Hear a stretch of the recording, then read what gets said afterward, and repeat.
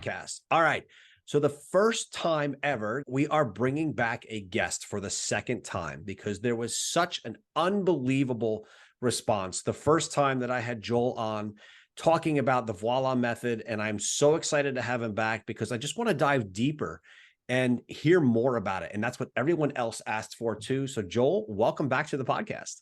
Oh, that's such an honor. Thank you. I'm excited to be back and the first one to be asked back. Absolutely. This, for those of you that maybe did not see the first episode, Joel and I are both graduates of SUNY Cortland in upstate New York. Joel was a kinesiology major, if I remember correctly. All right. And I was exercise physiology. So we were close in that world. My minor's an ex-phys. All right. Perfect. Yeah. And we were a few years apart, but still have a lot of fond memories. Both of us do, I believe, from that time, which is great. And then Joel moved out to California and through a variety of events began an unbelievable process, which I guess some could describe as body work, but I think there's a lot more to it than that when Joel became the founder and the creator of the Voila Method. So Joel, just a couple things that I wanted to dive into right out of the gate. What is body work? Because that, I think in itself, I don't think people fully understand what that is. I think a lot of people think of chiropractors when they think of body work. Yeah. No, I think that's a fantastic question, but it is a fully rounded pool, I guess we can say, where it does include chiropractors, physical therapists, massage therapists, even occupational therapists and personal trainers. They kind of all get lumped in and grouped into what's called body work. Got you. Yeah. Got you. I was thinking that myself the other day when I was typing. I'm like, oh, okay, body workers. I'm going, do people know what that means? There's so many. I've had the unique opportunity through the podcast of being able to interview so many different coaches, everything from authenticity coaches, trauma coaches, energy coaches, different topics that were just amazing. But body work, I mean, when I first went to interview you, had I not known what kinesiology is, which I did, but had I not known it, you said body work, I'm thinking an auto body and a car shop right out of the gate. When we finished our discussion, I was mesmerized. I was blown away. And so much of what you do, you've told some amazing stories of the way that the Voila Method and how you have been able to help others through a variety of things that included strokes, that included backs that were so sore that people couldn't run. And the next thing they're doing ultra marathons and 10Ks and 15, whatever it may be. Tell me a little bit more about this, because the Voila Method has been able to help people in a variety of fashions, but I don't even think we began to scratch the surface last time of all the things that you've been able to accomplish through the Voila Method in helping others. Tell me a little bit more about the method itself. And I know last time we went through where it really came from, but the method itself and how you use it both in person and remotely to help others. Wow, tough question right out of the gate. I love it. It's evolved and is evolving so much. Every time I work on someone new, I learn something new. That's the beauty of the Voila Method. So there's a physical aspects of working with the body, and some will say that's the easiest, some will say that's the hardest. I think that's super easy. And I was thinking about this actually just the other day, Michael. I was like, people are probably wondering to me, like, why do you have so many different assessments? Like, well, there's all different realms that you're working in, right? If you're working in the physical realm, you need a assessment for that. If you're working in the emotional realm, you need an assessment for that. If you're working in the spiritual realm, you need an assessment for that. They may look similar, but they're very different. And they go to deeper layers and levels, or higher, however you want to put it, to get to the deeper cause of what's the issue that's happening. If it's a simple, say, car accident, typically the seatbelt coming across, you hit your brakes, your body gets thrown, and then your manubrium and sternum get twisted. And then you'll start having rib pain, or you'll start having shoulder pain because your clavicle is off. So what I'll do is I'll just reset those, balance out these joints, and then all of a sudden you can move your arm. So that's the simplest way of doing that. It's balancing out the body in harmony with each other. Yeah. Talk to me more about the unique connection. MindFit was always based on the mind and the body. After speaking with you last time, I think there's more of a pyramid or a triangle that I've never thought about before. I mean, I've used the body to enhance how the brain works. That's been my world. But I've never really dove into the world of spirituality in regards to the body and just the spirit and the soul of who you are, which I think connects so well to your mindset, your being as a whole. How does the Voila Method integrate those worlds together? Well, that's the beauty of it, Mike. They are integrated together. So they're not this triangle. Maybe think of them as like the DNA helix. Okay. That's always spinning, right? So if you want to take the DNA helix and you got one side being the physical and then the other side being the emotional, and then you have the bars going across, right? It looks like the ladder. And that would be the spiritual connecting everything together. Interesting. I was talking to my dad about a year ago, and I'd never talked to him about anything spiritual or religion or anything, but I had to ask him. I'm like, Dad, is it God, source, spirit? How do you want me to talk to like your higher self? Because I always like to ask people that, so I'm talking in their realm where they feel comfortable. And he said, well, I've always believed that when you were born, your path was already laid out for you. My jaw hit the floor. My sister's jaw hit the floor. We never heard him talk like that before. But I went, Dad, that's always been my belief too. And that we, as humans, pain happens when we veer off of that path. So all I do is direct you back to your path. And I was just blown away that my dad said that. I was like, I had no idea that that was his belief, but that had always been my belief as well. Wow. That's amazing. Yeah. I mean, from your standpoint, what are some of the most common reasons that someone will come and seek your help? Unfortunately or unfortunately, I get to see the people that have been to everyone else and nothing has worked. So by the time they get to me, they're usually financially capped because they've been seeing all these other people. So typically the people that come and see me and they've been going to see, I actually just had a frozen shoulder come in, and she went to physical therapy and it got worse. Not that the physical therapy was doing anything wrong, it just wasn't helping this particular person. And I'll explain why in just a second. So the doctors wanted to do a really tough maneuver, which is called manipulation under anesthesia. So they literally have to knock you out and then they put your joint back into place violently. Wow. It's not fun. You're in pain for a while after they do this. So I'm checking out her shoulder and she can only bring it up like this far, and then she starts side bending. I'm like, okay, that's perfect. So what I do is I reset her humerus, this part of her arm, back into the socket, which is part of the clavicle and the scapula, and you hear a plunk, and then she raises her arm. Without being knocked out or without surgical intervention. Yeah. The unfortunate part, Mike, she sent me a message 5 days later. She fell and broke her collarbone. Oh,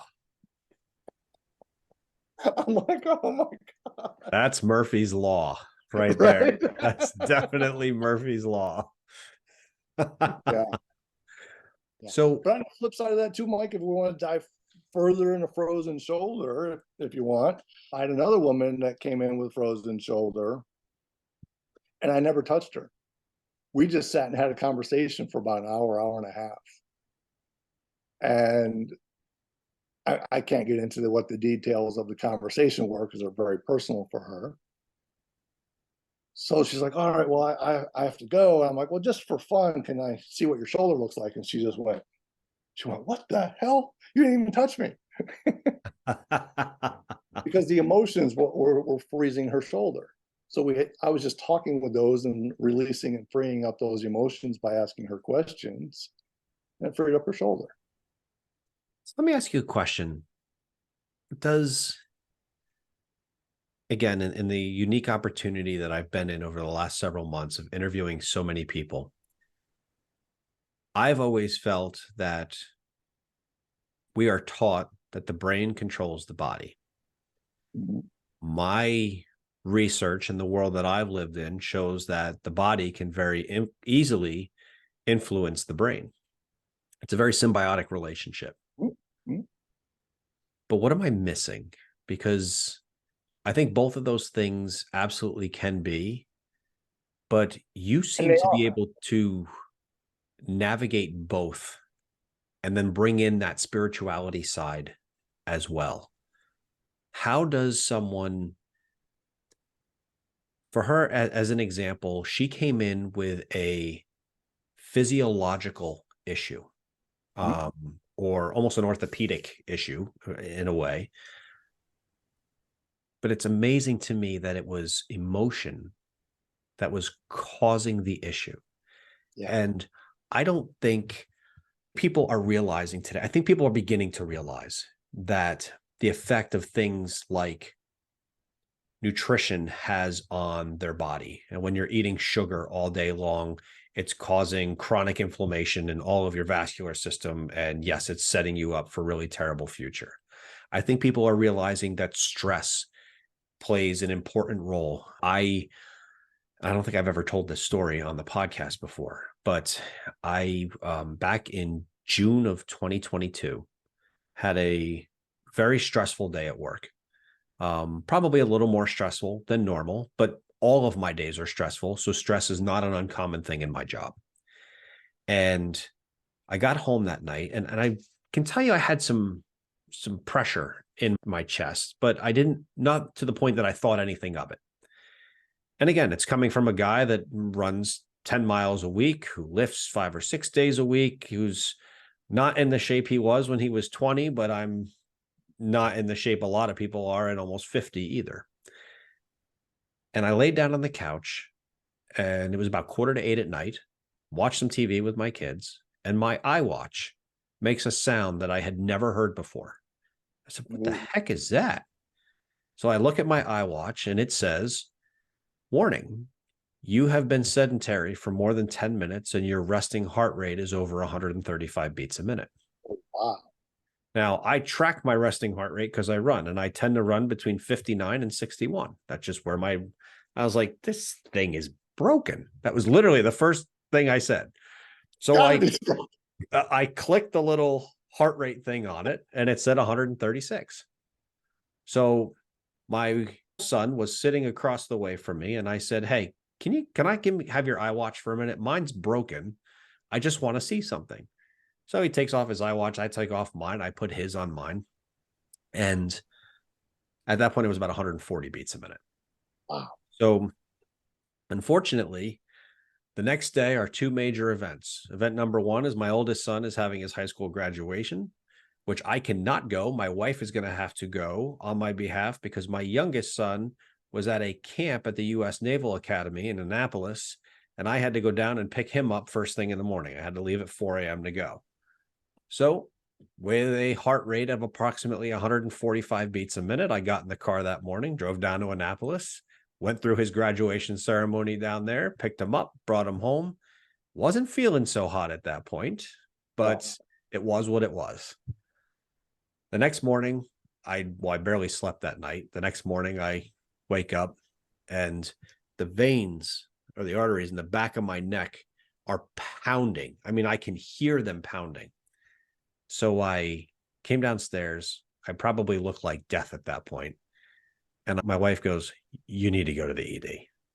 And I'm like, nope, I just read, I'm just going to eat a banana and the potassium is going to, and she cut me off. She goes, why don't you take that banana and shove it? You need to go to the ED. So I go to the ED. Turns out at that point, I was about 150 beats a minute. I was in full A flutter. Yeah. Came out of nowhere. And they have to knock me out, do a cardio version to send me back into rhythm. Discharge me from the hospital. 3 weeks later, same exact thing happens again. They have to do a cardio version a second time, put me on a low dose of metoprolol at that point, and I've not had an issue since. I had PVCs quite often, but no issue since in regards to A-flutter. When I talked to my cardiologist, unfortunately, he gave me one of two reasons why he thought this would happen. And the second reason he gave as an afterthought. His biggest reason was that I had a huge cortisol letdown from the day's stress that sent my heart into a funky rhythm. And unfortunately, once your heart electrical circuit learns that new path, it remembers it, unfortunately. I know it was stress that day. It was, I had a meeting that sent me off the edge, I guess you could say. But it was so scary to me to have a situation where there was suddenly a part of my body that I no longer had control of. Yep. You twist your ankle, you break your arm. Yes, those are acute things that happen and they suck, but they're not. This was a control thing. This was, I've lost complete and total control over a major system of my body.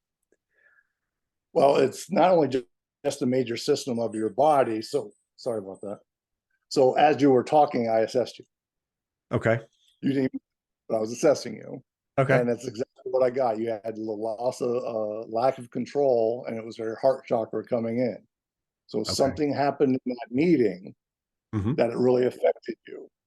Yep. So, we don't even have to go in, and we won't go into what happened in that meeting, but I now know something happened in that meeting that affected you in this way where you didn't feel like you had control, so you lost control. Wow. So how do you want to get your control back? And that was the question at the time, was how do I make sure that that doesn't happen again? Yeah. And I just had on someone recently that really worked people through anxiety, which I found fascinating. And her and I discussed another conversation that I had listened to on another podcast with I think it was Dr. John Deloy. And he brought up an interesting point about anxiety, because everyone wants to live anxiety free, right? Everyone doesn't want that stress and that anxiety. He had a very different take on anxiety. His take was that anxiety is actually your body's fire alarm.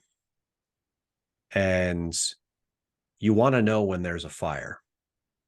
Yep. But when you have that fire alarm going off, if your smoke alarm is going off in your house, you don't treat the alarm. And that's where people are going wrong. They're trying to treat the anxiety instead of the cause of the anxiety. You don't treat the smoke alarm, you treat the fire. And it was such a great way to view, because all I keep hearing of different ways to cope with anxiety. But coping with anxiety doesn't put the fire out. What is your take on that? Well, there was a doctor, I think he's at the University of Michigan, I believe, because I think he worked with Tom Brady and a bunch of in that era, that time. And he loves anxiety, because he's like, if you don't have anxiety when you go into a game, something's wrong with you. Right. So you got to learn how to play with anxiety. You can be your friend, or it can not be your friend. Right. And that goes back to what you were talking about earlier, and like how I look at the body. I look at everything as a loop. Everything's a feedback loop. And so, not to get too sciencey, but our brain puts out motor information, and then it receives information from the body. So that's the loop, right? So that's how I look at everything, is this loop. It drives me crazy when people say you're ruled by your stomach. And this is why it drives me crazy, and this is what I'm writing in my book.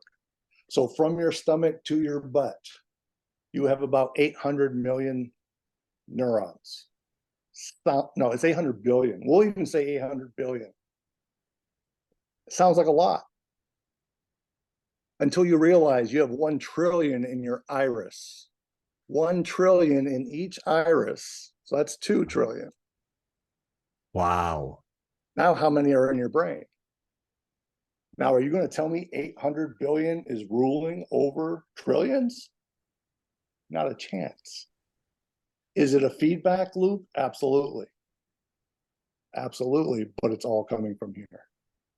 Something I hear more and more often today as something that's helping people be more successful in their days has to do with breath work. It seems breath work is taking over a little bit right now, and so many of the other things. What is your feelings on that? You're trying to get me in trouble, aren't you? Not at all. So I happen to actually know a couple of the people that do breath work. And so my take might be a little controversial. Breath work is great. What it is doing, and all it is doing, it's putting you into sympathetic distress. I just raise my heart rate, I raise my blood pressure, I raise everything else. I cause stress in my body. That is going to now elicit an emotional reaction. Okay. So it's going to bring my shit to the surface, so I have to deal with it. Exercise does the same thing. Movement does the same thing. This is just being done with breath. That's all it is. My hesitancy with breath work is most of the practitioners don't know what to do once that emotion hits the surface. And that's the critical aspect. Just doing the breathing, big deal. How does a person begin to address that emotional side that they're facing? And even in my situation, obviously, an emotion put me in that situation where I felt like I lost control, and then suddenly lost control of essentially my cardiac system from that standpoint, and the electrical grid that is used to maintain that system. How do you start to address that? And when something like that happens, how do you flip the emergency switch and say, okay, I know what's happening right now. Let's take a step back. How do I get out of this state? Yeah, that is a fantastic question, Mike, because I think that's what is the big piece that's missing. Is first you got to become aware of that emotion that's happening. And most of us have been taught not to do that. Right. So what I do is I go in and acknowledge it. I'll go in and acknowledge that emotion that's coming up, and there can be no judgment while you're working with that. And all you do is you try to flip their perspective. But you get that you can't do it for the client. You have to get the client to realize it, to flip it. Quick story on that. I was working with this woman, and she said she had a dream of her being a mother. She has no kids, of being a mother, watching herself currently holding a baby. And she's explaining this dream. And I'm like, do you realize that you were all of them? You are the baby. You're also the mother, and you're also who you are right now. She's like, yeah. I said, you realize that you are the baby? Yeah. I repeated it again. I go, do you realize that you are each one of them, and you are also the baby? We end up moving on. 50 minutes later, Mike, she goes, oh my God, Joel, I just had this huge epiphany. I'm the baby. When I tend to go to sleep about 9:30, 10 o'clock at night, I go to bed pretty early because I get up around 4. I will go to sleep at 10 and do my first wake up at 11:30, right at that 90-minute sleep cycle end. And then I'll do it again at 1, again at 2:30. And I'm doing everything I can to control the, I don't want to say panic, but the sick feeling in my stomach. And today's an interesting day for me because I took this entire week off because I had time that I had to use. And if I don't use it, I lose it. So I took a week off with no other intention of working things in the podcast world, on the book world, all of those things, stuff around the house, all of those things. I've had the most phenomenal week of being very busy, but nothing to do with work, and purposely have not looked or turned on my work phone, which I have never done before. Never done. But I know Sunday's coming. Ah. Right? Only Thursday, I'm like, don't ramp it up yet. I know, but I am just today's the first day I started to feel it. How does someone who goes through that, how do I work myself through that? Now, I know if I go back to the anxiety point that I brought up before, I'm just looking at the smoke alarm, right? I'm not dealing with the fire. I know what the fire is, but unfortunately right now the fire is going to have to keep burning for a while.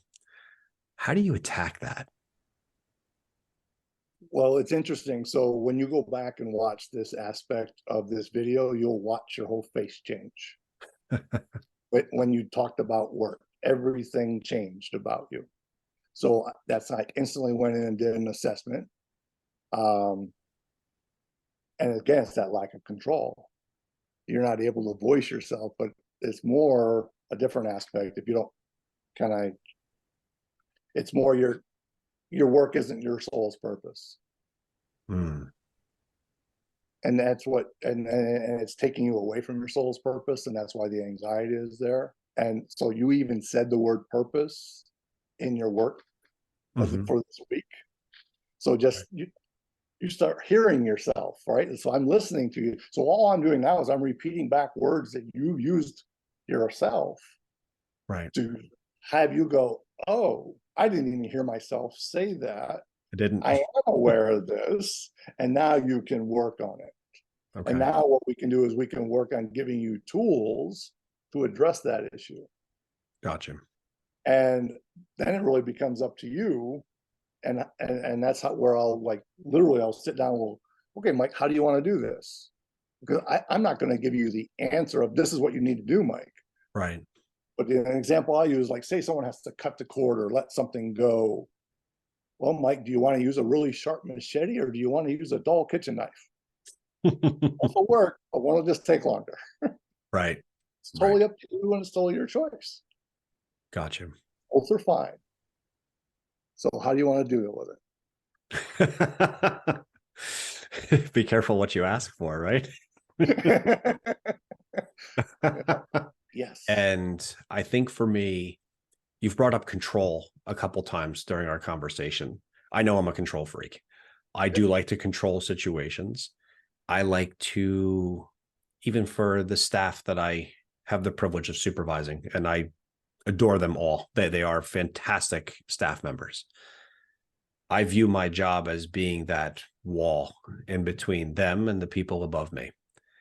And controlling the situations as much as I can, which many times you just don't have control. It's all about control. As I'm talking and as you're talking, it's a control issue. Right, but so that's the thing. So a lot of people think being a control freak is a bad thing, and it can be, but it can also be a really good thing. I actually asked my dad because he gets upset sometimes, and I'm like, Dad, well, what is it that you can control? And he's like, well, let me get back to you. So the following day, he gets back to me because he gets upset, if the doctor is late for his appointments or whatever. And the doctor was late, but the doctor had an emergency patient that he had to take care of. So he was late for my dad. And I go, so Dad realized, oh, I can't control that. Then he had to go to the pharmacy. It's raining dogs and cats, right? And you can't even see the windshield. He goes, well, I realize I can't control that either. I get to the pharmacy, their internet is out, so I can't get my prescription because of the storm.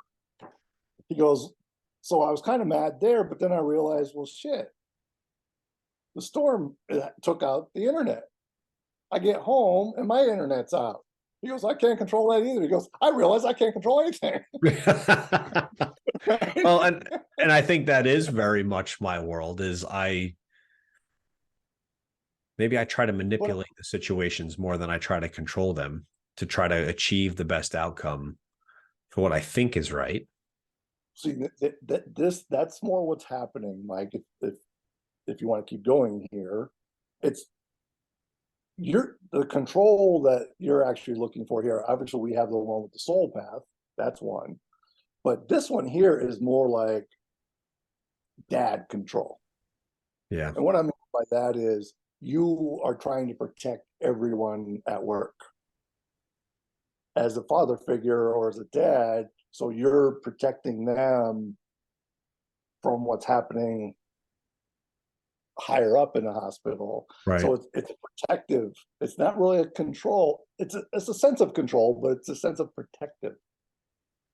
That's Right. what's kind of what's happening there. You're like protecting your family. Yeah. Your Oh, coworker. that is true. That is true. Yeah. So in that sense, it's not a bad sense of control, Right. right? Because but the issue is, if we're, I don't like the word issue, but you are taking the brunt. You're carrying the load on your shoulders, so they don't have to, Mhm. and that's too much for Mike. Mm. No, at least for my ticker. Right. Right, because you can handle it, but it's a lot. Right. It's a lot. Right. The last time that you and I talked, we touched very lightly on the keystones in the body. Mhm. And as I've tried to explain our last episode to others and how I was mesmerized, and I talk about the keystones, I often find myself coming up short on a explanation that people understand from my standpoint, outside of triangular, essentially shaped joints. I got one in the back of the skull, one here in your solar plexus and your sternum, Yeah. and you have them in your hands and your feet. Yep.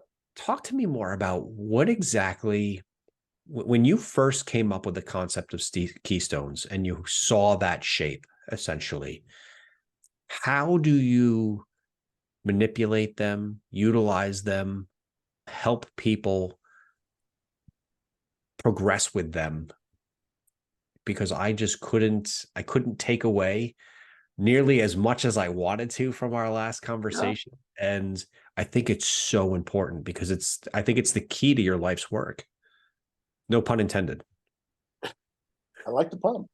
I did. You used a really good word. I loved it. I might actually start using it, and it's the word utilize. How do you utilize them? And I've never heard anybody say it that way before. And I love that, because if it's a physical issue or mechanical issue, is what we call that in body work, you can easily just manipulate them. You just ask them which way they want to go, and you do what they want them to do, because they're the bosses. Right. So that's the easiest way to look at a keystone. It's the boss. It's the main part of the structure that everything else attaches to. That's important to round it. That's what's so fascinating about them. So that's why I decided, well, why am I going to work on all these 368 muscles when I can just work on one spot? The one in your head, it's literally the base that your brain sits on. It's the master. And the beauty of working with the sphenoid and the occiput being your master keystone is your pituitary gland sits on the sphenoid side and the pineal gland sits on the other side. Those two glands rule your entire body. So when you're talking about anxiety or whatever, all I have to do is reset the way your sphenobasilar junction, will say, the drawbridge, how it's opening and closing efficiently, so the pituitary gland can work the way it's supposed to. Gotcha. And that's it. So it's basically just your body has we have what's called the law of righting, meaning our eyes always want to be level with the horizon. Our head always wants to be over our hips, and it wants to be in the center. Okay. And the body be damned, and it's really fascinating. The law of righting will screw up the entire body just to make sure the eyes are level with the horizon. So if you've ever seen anybody with extreme kyphosis, their head will be cocked up so it can be level with the horizon. I have seen that before. You will see people's chest off to the side. But if you put their chest back, their head would be over here. But they want to be level with the horizon in the center of their body. So instead, what the body will do is, I'll just torque this over here so my head can be straight. So now tell me the body's in control. That's fascinating. I don't think people realize it's almost like it's a geometric version of homeostasis, where you want to be in from a linear standpoint, your brain has a benchmark or something that it's working off of, just like an altimeter and something in a plane. Yeah. The altimeter is a great example, and that's the sphenon, because it's got 8 different directions it can move, and that is your altimeter. And that's what's controlling everything. So when you hear people talking about, oh, you have this fascial line, it's causing rotation. No, this is what's causing the rotation. And it's a default mechanism in our body, in our mind or brain, to be level with the horizon. It's a default. Wow. So now when people say, oh, the body is ruling the brain, tell me how. If you can deconstruct and explain the law of writing, how? If it's going to do everything it can to the body, be damned. Long as my eyes are with the horizon, I don't care what the body does. I remember when after I broke the ball off my femur my senior year of high school, and began to develop avascular necrosis, which is essentially a dying of the bone, I lost a full inch of length in my femur. I used to have 1-inch inserts cut into the soles of my shoes to be able to level me out, essentially. Yeah. But I remember the amount of tightness that I had in my traps and my shoulders from essentially being cockeyed because I was a full inch shorter on one side was crazy. I mean, just constant, and it's up here coupled with the issue you were having with the hip. So it really, from the knees to the head, it was affecting everything. And now I think I know why. Well, we can explain it a little bit more if you'd like. So all they did is, okay, we'll say this is your femur. They lengthened your tibia. Right. Right. So right. Now your hip height would be level. But are your knees level? No. No. Because they made your tibia longer because your fibula was shorter. Right. So logically, to us, or to me, that makes no freaking sense whatsoever. Right? Because now the hinge is different on each side of the body. Right. Yeah. Right. I remember, I would see the inserts that they would cut into my shoes, but I don't think I truly realized how much length I had lost until I had my hip replacement done. They gave me my inch back. Oh, they did? They did. So when they did my hip replacement, they fully gave me my inch back. Oh, awesome. However, I suddenly realized that I was now pre-stretching my quad. So when I came out of surgery, the only reason I had to have any type of physical therapy post total hip replacement was that they needed to stretch my quad. And I can tell you that I have never had a more painful situation, because the only way to do that was to lay me down on my stomach, have 2 therapists hold down my shoulders, one therapist hold down my good leg that I was trying to kick the other therapist with, and push. And there was a girl who actually had a knee surgery. We used to have PT times pretty much the same time every day. And she also had a huge range of motion issue, and they were working hers through. We'd have screaming competitions in PT. And however, it did give me back my full range of motion, which was amazing. But, so let me ask you something, Mike. Did you have control when you were on the table? Well, I attempted to do that. It was funny. Right. They used to, when I would sit on the table, as soon as I'd push myself up on the table, I'd take my good leg and tuck it underneath my bad leg so that would take the pressure off of stretching the quad. And they'd be like, no, you can't do that. And I'm like, I physically cannot remove my leg. Like, my brain will not let me do it. It was a protective mode at that point. Yeah. So the reason I asked you that is, right, I talking about those loops and those full circles. Yep. You're talking about work and the lack of control, but we're talking it's more about purpose and protection. Well, where do you think where you lost your loss of control? Right. There. Right. So we go back and heal that aspect, and then you won't feel like you need to control everything. That's fascinating. Yeah. So we give you your power back there. That's what I do. I find out where it happened. Right. So you're telling me a story and you're thinking, oh, it's not related. And I'm going, no, there it is.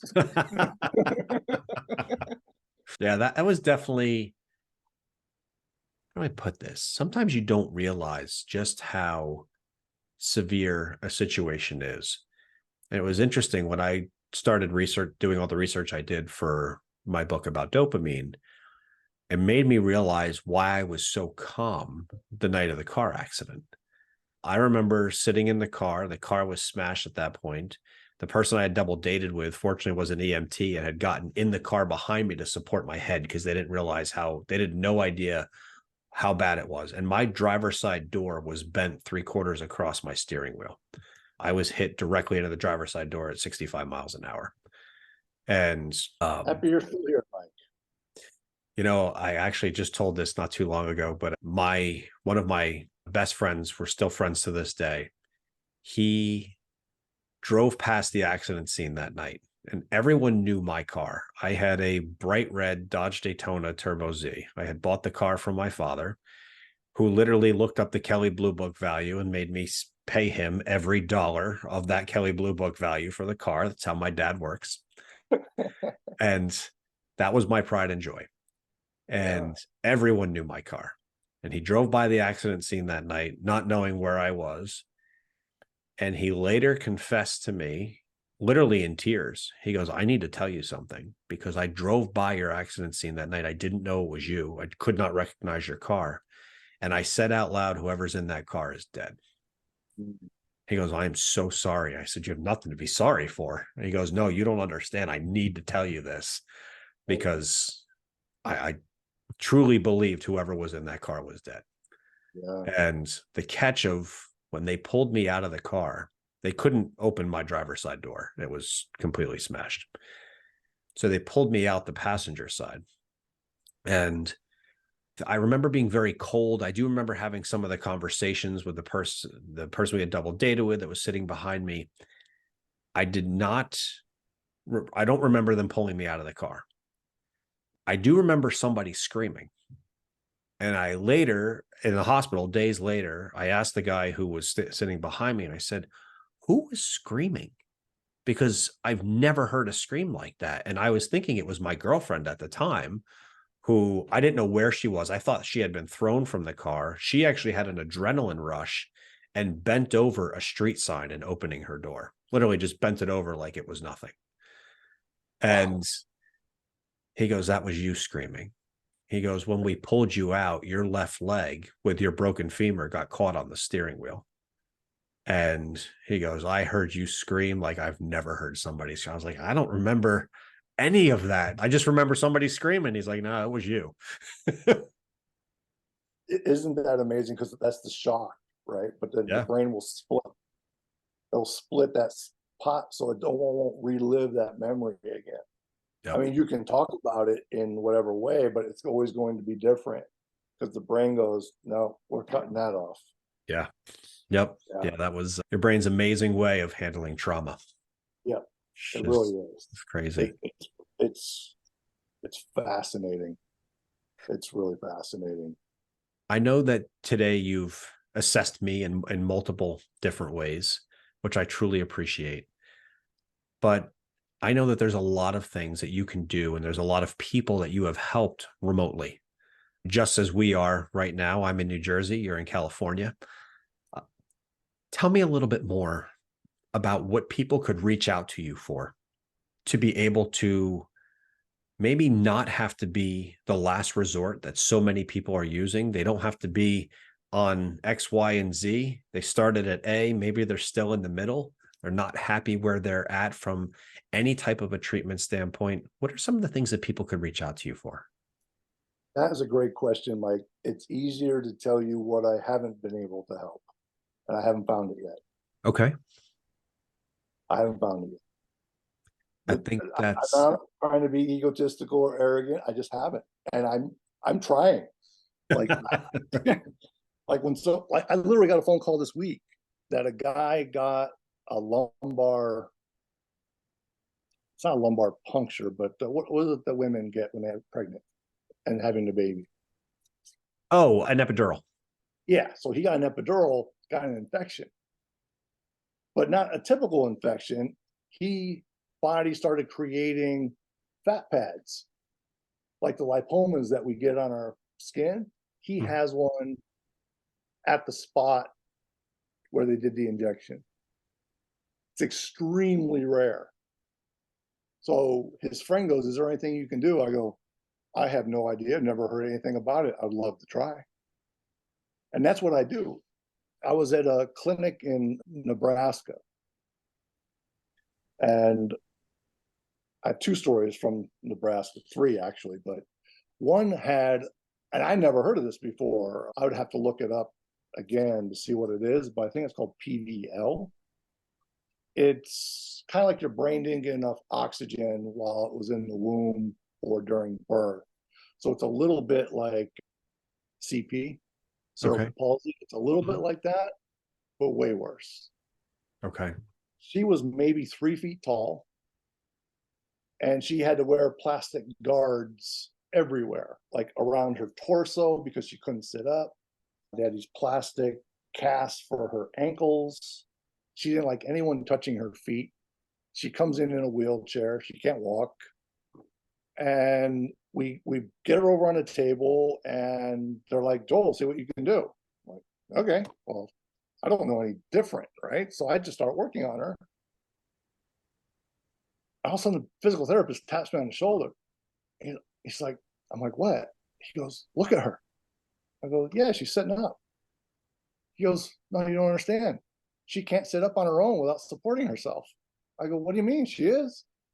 So I just try to remove all the blocks of what can't be done, and I just do my work. And then I was able to touch her feet, and I was working with her feet. And the physical therapist was like, "No, you can't touch her feet. You can't touch her feet." I'm like, "Why?" She goes, "She doesn't like it." I'm like, "Yeah, but she's letting me do it." So it was just fascinating. So I'm going to write about that in the book. But then I had this guy who was 30 years old, had a stroke. So he was homebound, couldn't drive anymore. They had it, and I forget again what it's called, but to help him walk, it was a little machine that gave him electric shock that would lift his leg. Okay. So I start working on him. I'm like, "All right, I want to see how you can walk." And he walks, and that thing is kicking in. I'm like, "Can we take that off?" And his mother's looking at me, is like, "You can't do that. That's what's helping him walk." I'm like, "Well, can we try?" He takes it off, and he has a smooth gait across the floor.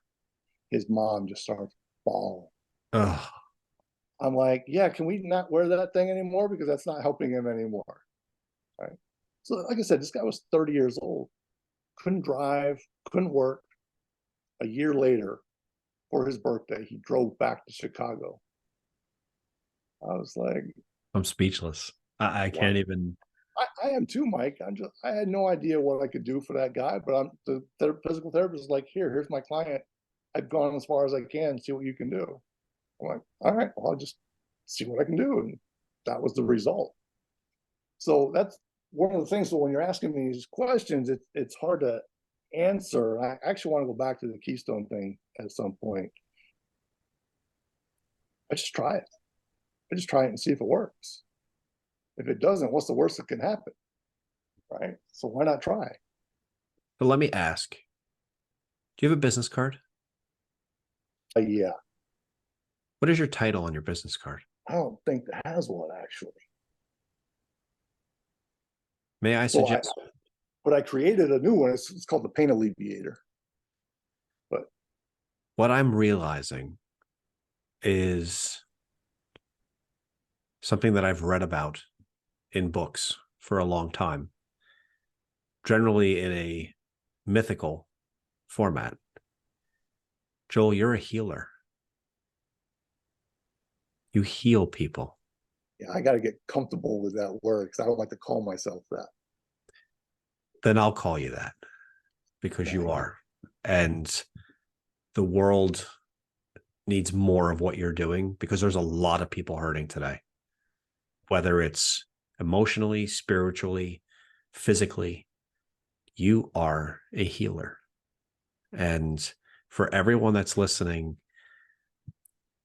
again, I've had the very unique opportunity of being able to talk to a lot of different people. And I tend to have a very good read on people pretty quickly. If you are struggling, if you are physically in pain, if you're emotionally in pain, or if something just doesn't feel quite right, my non-professional advice is that you reach out to Joel. Because everything that I am hearing, and you're hearing as you're listening to this, I hope if nothing else, it provides you with a path that you could take that, yes, may be not the normal path. It's the path definitely less traveled. But just like in anything that we talk in so many different parts of life, we're always told to take that path less traveled. However, when it comes to healthcare, when it comes to medicine, that seemingly goes out the window. And Really does. Everyone that I talk to today, what I'm hearing more and more, and I see it, I work in a hospital all day long. Our healthcare system is essentially set up to do one thing, because the way that we treat anything today is through medication. For anything. If you're not feeling right, you take a medicine for this. If you're depressed, you take a medicine for that. If you're in pain, you take a medicine for this. And the human body is an amazing thing. As we were just talking before, I shouldn't be here right now. Yeah. I truly should not be here right now. Yeah. And while I know that I had a guardian angel in between myself and that several thousand-pound Jeep Wrangler that hit my little car, there's a lot more to it than just that. So I hope that everyone, and this is not the end of this episode, but I truly hope that everyone, as you listen to our discussion today, if you are suffering, that you reach out to Joel. And of course, the information will be in the podcast description once we get to that point at the end. But do yourself a favor, do your loved one a favor, make a recommendation of someone. If you know someone is hurting, please. Joel may be the shot that you didn't know you had. I know that was a little bit of a soapbox there, so I apologize for that. Well, but I wanted to get it out. I had to sit here and take it in, which is really hard, Mike. Hey, I never said this would be easy. Me, but I did. And I have to get over the fact, because there's so many like snake oil salesmen calling themselves healers, and that's not who I am. And I need to know that for me, so I can call myself a healer. The other thing I want to just point off on that real quick, Mike, is it's really hard. It feels like it's really hard to reach out, but it's not hard to reach out. You're going to be very welcomed. I hope that comes across there. Funny, as we're talking, what I'm realizing is that you have a very humble sense of almost an imposter syndrome, I guess you could say, when I use the word healer. But in I don't today's understand world, what the imposter syndrome is, because I know I don't have that. So I'd have to look it up. So like, what is that? Because well, look, in today's world, we see a lot of things in social media and things where people say you need to shout your affirmations at the mirror, you need to say who you are, you need to do this, you need to do that. That's all well and good. But in the end, and one of my mentors, Alex Hermosi, has used this quote before: you can spend all the time that you want shouting affirmations in the mirror, but if you want to be who you really want to be, you need a stack of undeniable proof, of evidence of who you are. based upon your actions, based upon what you do. That is what the Voila Method has. And that's what Joel has. 100%. Thank you, Mike. Let's dive into something else, because this is another thing that I really wanted to touch on. More and more today, we're seeing a lot of people facing the worlds of cancer, facing autoimmune diseases that modern medicine cannot cure, cannot explain in many cases. Do you have situations where you have helped patients through those trials and tribulations and have had success in being able to move people throughout that continuum of care? Yes, I want to quantify. Do not cure cancer. Understood. Right. I just, because some Understood. people take that the wrong way. Working, and I've talked with another person. She's a life spiritual coach, and we were talking, and just working at the cancer is a totally different animal. When you work on it, it's different. It's hard to explain, so I don't want to get too much into that, Mike, but it's just different. Totally different energy and feel to it. But what I do want to share with you is I was in Wisconsin, and I had this guy who they told him that he might have had Parkinson's or Lyme disease. They weren't sure which. He could stand for about 5 minutes if he was holding on to something. He's like, "Can you help me?" I go, "I have no idea. But again, I'd love to try," right? So I bring him on the table, and his range of motion in his legs was 0. He had no internal rotation. He had no external rotation. He could not bring his leg away from the midline, and he could not cross the midline. And I'm going, holy crap, what am I going to do with this guy? Right? Honestly, I can't even remember everything that I did with this guy, but I was able to get his leg like 45 degrees away from the midline. Wow. And he's like, "Oh my God, that's the furthest it's ever been." I'm like, "Cool, let's see if we can do the other side." So we get to both. We get up, so we work with him for like an hour. We stand up, and he's not looking to hold on to anything. He's like, "Hey, well, let's go talk to the guy," because we're at my friend's house. He goes, "Hey, let's go talk to him." I go, "Do you need help down the stairs?" He goes, "No, I don't think so." And he walks down the stairs. We go out back, and we're standing there, and we're talking for like, I don't know, 30, 40 minutes. And the guy's standing next to me. I'm like, "What are you doing?" He goes, "Doesn't hurt." He goes, "Can my wife come see you? Can my daughter come see you? Can I come see you tomorrow?" And that is the stack of undeniable proof. Yeah. That's what I think. Whenever someone does something that is against the grain, that is not what is considered quote unquote normal, right? You're always going to have the critics. But the reason I think people need to understand today that we've watched our healthcare system change quite a bit over the last 10, 15, 20 years. I've watched it change specifically directly for the last 14 of what a hospital stay is today, what insurance is there for today. People don't understand that if you are of age to be able to have access to Medicare, there are managed Medicare products where a company, an insurance company, essentially manages your Medicare for you. What people don't realize is the second that someone signs up for that managed Medicare product, Medicare sends that company a big fat check as soon as you sign up. And if they don't spend the check, they get to keep it. Oh, wow. So what is the purpose of them managing your Medicare? Now, when you're not in the hospital, it's actually a pretty good deal, because what they do is they take some of that money, they apply it to eyeglasses, your well visits, this and that. When you're in the hospital, it's a whole different ballgame, because healthcare is a business. In fact, it is 10% of our gross domestic product. And 10% was 7, now we're at 10.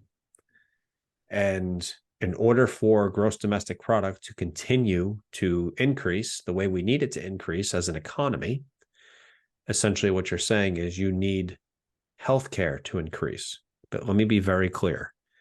Healthcare does not have anything to do with your health. It is called sick care. You only go to a hospital when you're sick. You don't go there when you're healthy. You don't go to a doctor when you're healthy. In fact, most doctors don't have the knowledge base to tell you what to do to be healthy. They only have the knowledge base of what to tell you to do or what to prescribe to you when you're sick. And this is not a knock on doctors, and please don't take it that way. This is what their training has told them to do. And that's the reality. What's fascinating about that, Mike, because I got to live that reality just recently. One of my best friends had a stroke. He's younger than I am. And they basically are like, oh, you're young, you'll bounce back quick. And they also find out that he's diabetic, and he didn't know that. So they gave him insulin. Do you know what I spent the next day doing? Finding the needle tips to put on the insulin so he could use it, to go get a tester to test his insulin. We didn't get sent home with any of that. Right. I'm like, are you kidding me? And no physical therapy, no nothing. It was like it was all on him to do it on his own. I'm like, he's had a stroke.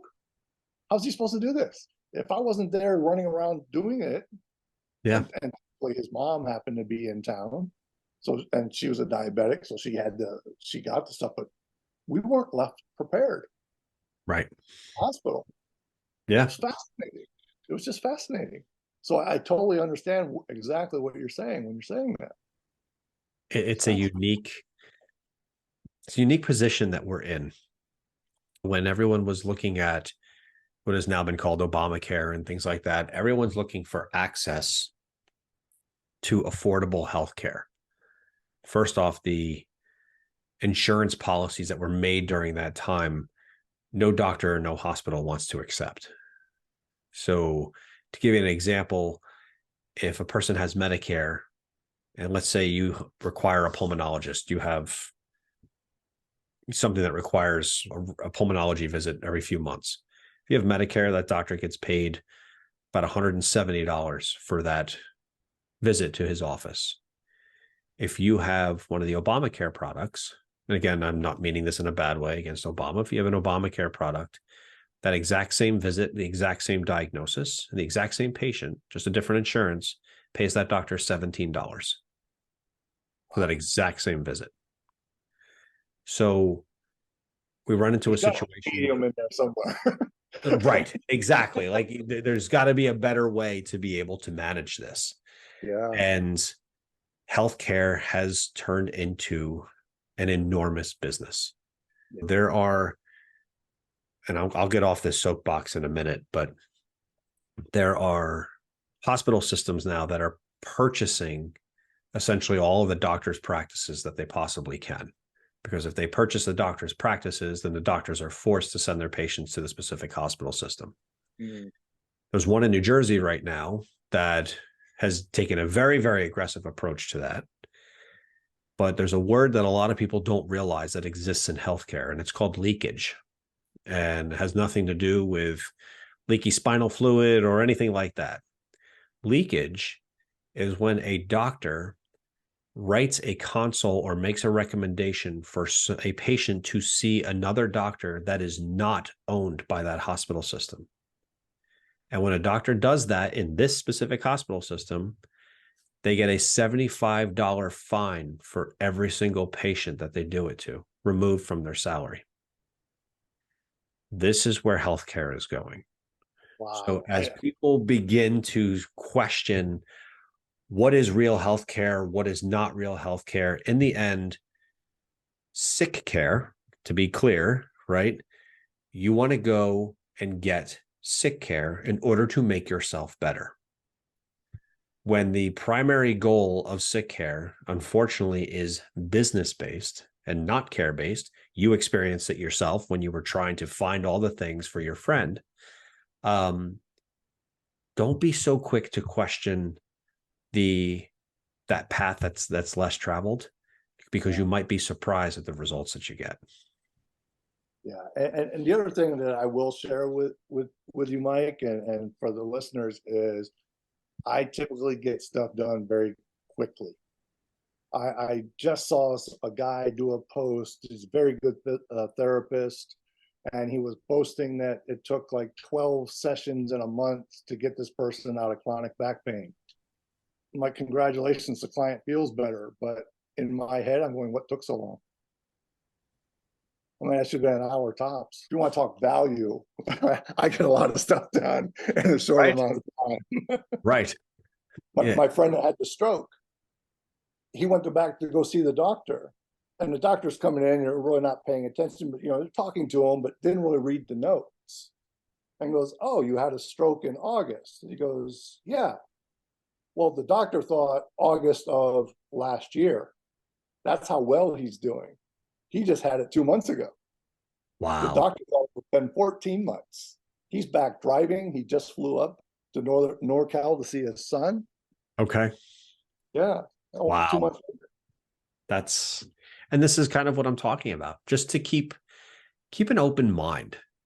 Again, so many of the coaches that I've been working with, the different types of health coaches that I've been interviewing on this podcast, all said exactly the same thing that you said when we started this conversation, which was, I'm generally the last person that they come to, or I'm the one that they come to when everything else has failed, or everyone else just refuses to help them or says that they can't. And then they come to me. Imagine if you could speed up that process. Yeah. Right. But again, most people will make decisions. So if you get hurt and you require physical therapy, occupational therapy, surgery, whatever it is, when you explain to others that you're having a certain procedure done, you need therapy, whatever it may be, it's very easy for everyone to just say, oh my gosh, I hope you feel better. I hope it all works out okay. Right. So your status as an individual is, I'm making the right decision. Everyone hopes I feel better, versus the status that someone feels maybe threatened when they say, you know what, I'm not going that route. I'm going to go a different route. You don't always have to explain and publicize your healthcare. You don't need to put it on Facebook. You don't need to check in to certain places when you go somewhere. Like we don't have to do that.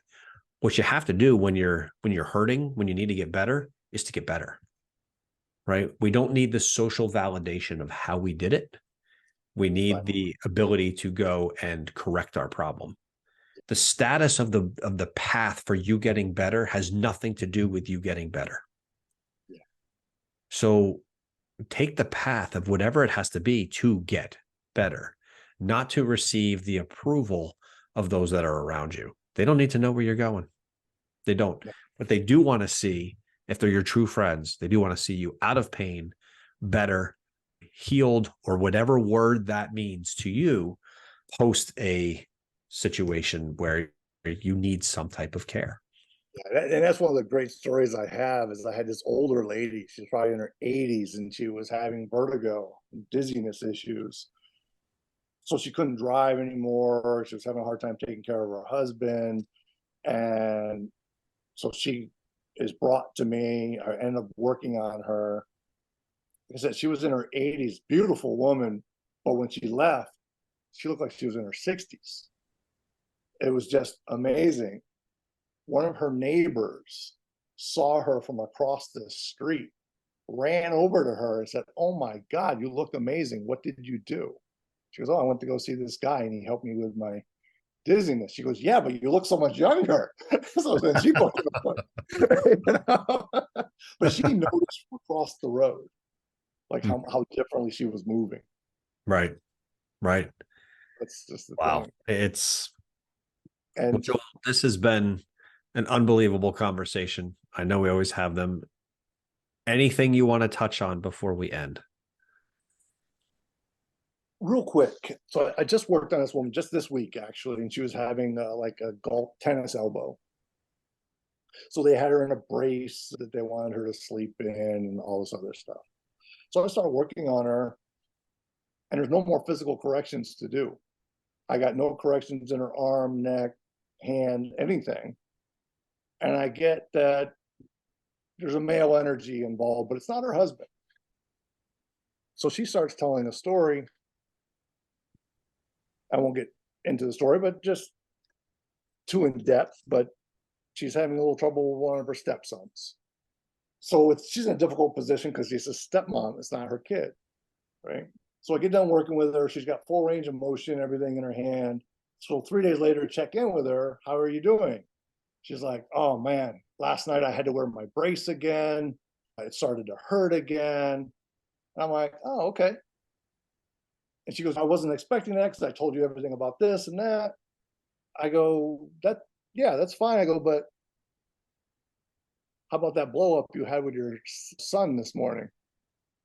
And she went, how did you know that? I go, because your elbow's hurting again. And that's what was causing the pain, was you trying to control your son. She woke up the next day with no pain in her elbow. So it just shows you how the emotion can affect the joint, how it can affect the body. And she was putting the blame trying to put the blame a little bit back on me. Well, my elbow's not any better. I go, but you haven't fixed the problem with your son yet. As soon as she went, oh yeah, boom, pain went away. It goes right back to what we were talking about of the smoke alarm or the fire. Joel, I'm just as spellbound after our second conversation as I am after our first one. And really, more than anything, the purpose of why I really wanted to bring you back to the podcast was so that a wider group of listeners possibly could benefit from the path of becoming better that you may be able to provide them. And anything that I can do going forward to try to expand that for any of the listeners. If you have any questions, please feel free to reach out to Joel. Of course, you can reach out to me. I'm just going to send you in Joel's direction to see how he can help you through whatever situation you're going through.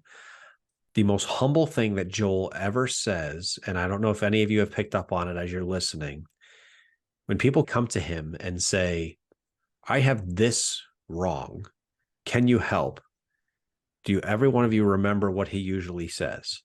The answer is, I have no idea, but I'd love to try.